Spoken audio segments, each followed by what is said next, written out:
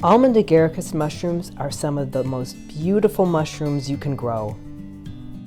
If you love mushrooms but don't have a lot of space in a garden, you can grow mushrooms in with your potted plants and vegetables. Let me show you how. To grow Almond Agaricus in pots, you will need enough fully finished vegetable-based compost to fill about half your pot. Use larger pots if possible. Pots less than 18 inches across dry out very quickly.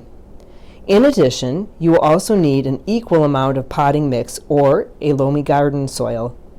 The soil or potting mix should be hydrated enough that when you grab a fistful of soil and squeeze, you should be able to see a few water droplets. Generally, you will want about 3/4 of a 5-gallon pail of each. Mix the soil and compost together so there is an even distribution. Next, you will want to add the Almond Agaricus sawdust spawn.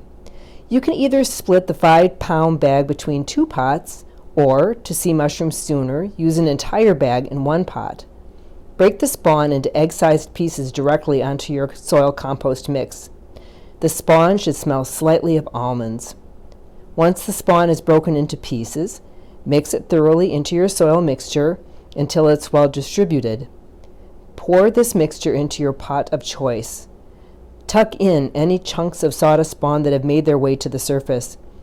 Don't worry about the sawdust robbing your plants of nutrients. The high ratio of compost will compensate. Now all that's left to do is to plant your flowers or vegetables. It's helpful to use plants that will provide some shade to the pot's surface as they grow.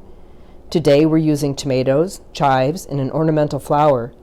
Make sure not to overplant your pots, as you will need a little bit of space for those mushrooms to grow.